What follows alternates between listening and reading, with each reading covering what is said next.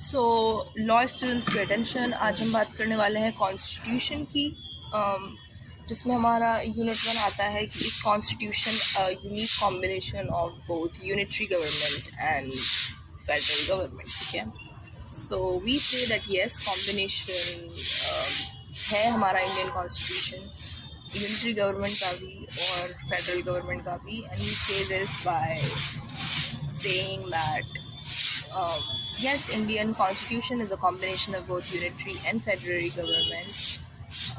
Unitary government because in unitary, अच्छा अब हमें बताना है कि unitary government में क्या होता है। तो basically in unitary government all the powers lies united in central government, and in federal form of the government the power is divided or vested or lies between state and the central. ठीक है, so India basically is a unique combination of both. In Indian government,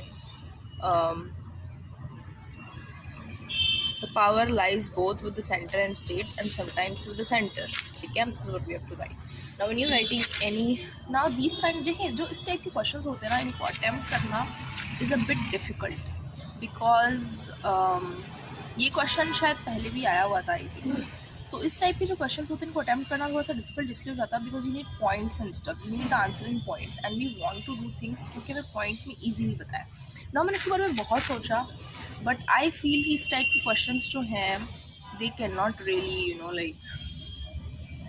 they can not really be written in a very simplified or that kind of way, you know what I mean. सो इसीलिए हमें उस type के questions पे ध्यान देना चाहिए जो हमें इजीली पॉइंट्स में मिल सके। लेकिन all the unit 1 is about this. ठीक है, और बाकी हमें अभी क्या करना है, अभी ये करना है कि जो हमारे पेपर है हमारे 5 साल के, उनको हमने उठाना है। और बेसिकली 3 साल के पेपर तो आई थिंक यूनिवर्सिटी में ही आपको मिल जाएंगे। 2023 to 24, 2000, अच्छा 2025 का पेपर तो आप दोगे ना I think. This is 2026, okay. So 2023, 2024, 2022, 2023, I think 2021 to 2022, yeah. तो इन तीनों साल के पेपर में से आपको टॉपिक्स एंड क्वेश्चन उठाने पड़ेंगे, and these are the only topics that we have to study. So basically जब भी हम पढ़ाई चालू करते हैं तो उससे पहले ये चीज़ हमारी लाजमी है, we have to do this. This is some 5 minute और 15 मिनट और 10 minutes workout that we do. 15 तो ज़्यादा हो गया, I think 5-10 is fine, yeah. Especially if all your like papers and all are on the same grade.